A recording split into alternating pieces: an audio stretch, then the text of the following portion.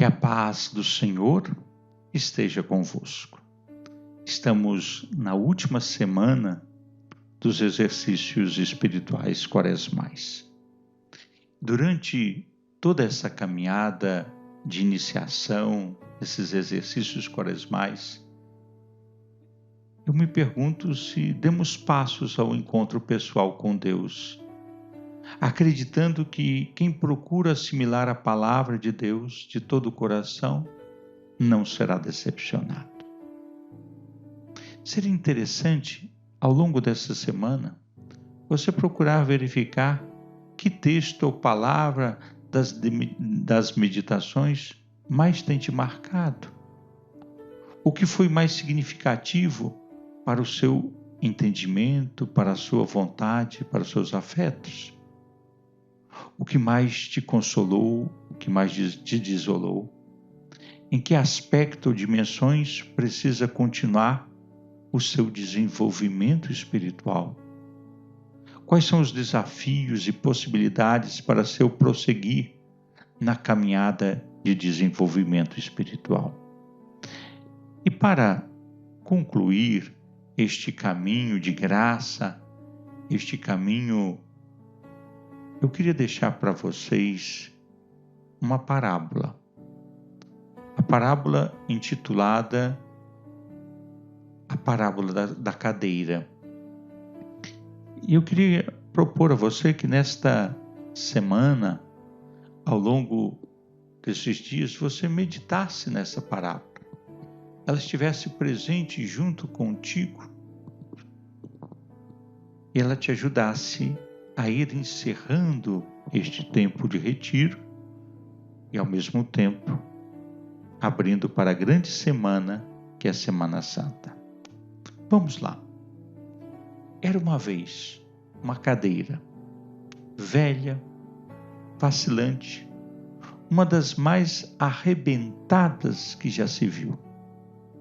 Sua pintura estava toda enrugada, gasta, a cor desbotada, verdadeiramente um desastre. Não podia mais sustentar o próprio peso, crescente de ano para ano. Raspões, sujeiras, manchas, pés frágeis, pedaços quebrados. Não chegava mesmo a se lembrar de sua beleza primitiva. Uma camada de pintura após outra era toda a sua vida passada. Parecia tão mal que alguns sugeriram até cobri-la para não ferir a visão dos outros. Vez por outra, uma nova retocada na pintura a melhorava. Depois, novamente, rachava e descascava de alto a baixo, tornando-se pior do que antes.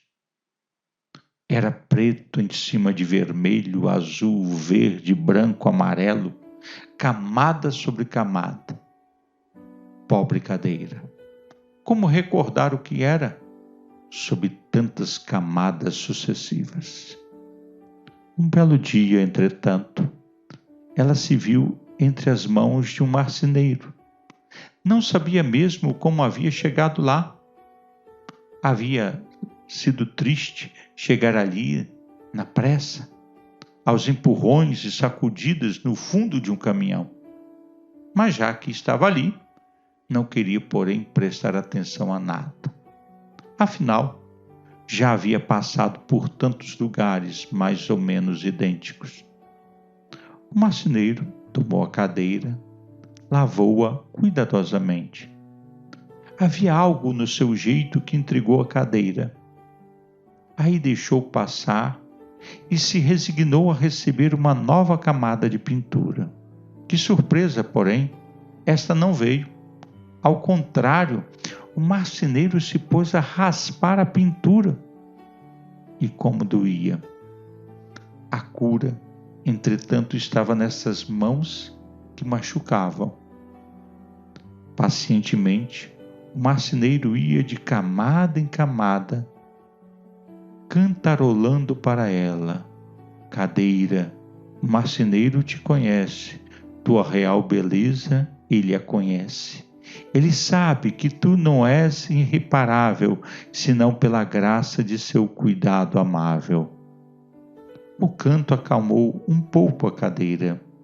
Ela não sabia, porém, o que pensar. O que estava acontecendo? Por que parecia mais pesada? Eu não aguento mais, gritava ela. Parem com isso. Cubro-me, deixe-me só. Dia após dia, contudo, o marceneiro perseverava. Sim, por vezes dava alguns dias de repouso à cadeira. Que alívio sentia, ainda que estivesse terrivelmente consciente de que faltava muito em seu caminho. Dolorosamente, o marceneiro foi atravessando pouco a pouco o preto, o vermelho, o azul, o verde, o branco. A cadeira percebeu então uma mudança no modo de agir dele. Sempre cheio de cuidados, tornou-se mais ainda para evitar qualquer machucadura. Na última camada, no amarelo, quando este começou a sair, a cadeira, num primeiro suspiro vital, teve uma ideia do que se encontrava debaixo. Não mais pintura, mas madeira. Madeira maravilhosa. Começou assim a compreender a ação do marceneiro e porque seu tratamento havia mudado na derradeira camada, para não atingir a bela madeira que se revelava agora. A cadeira estava apressada no desejo de se ver melhor. Pouco a pouco a madeira apareceu plenamente. Que sensação de prazer e glória, que revelação! Ela cantava e dançava alegremente. Com esse sentimento, abandonou o marceneiro para viver livre da pintura, livre para ser ela mesma. Enfim, não tinha mesmo necessidade dele. A vida parecia como uma realidade nova, excitante, pela primeira vez depois de muito tempo. Aos poucos, entretanto, os sinais de glória se dissiparam. Às vezes passava pelo marceneiro e via que outras cadeiras, mesas, móveis se reconstituíam por suas mãos para reencontrar seu esplendor natural. Parecia mesmo refletir a beleza do próprio marceneiro. Era estranho constatar que não se havia apercebido antes de como sua madeira era rústica e sem brilho. Humildemente voltou ao marceneiro e passou muito tempo com ele. Em lugar de ocupar-se de milhares de coisas, permaneceu ao seu lado. Num certo dia, ele lhe disse: "Penso que você está preparada." Tomou-a novamente e a esfregou como uma lixa. E como machucava! Só agora, porém, sabia que o marceneiro era conhecedor do seu trabalho. Ele esfregava, tomava uma lixa mais fina ainda, e como foi bom desta vez, jamais sentiu massagem tão agradável.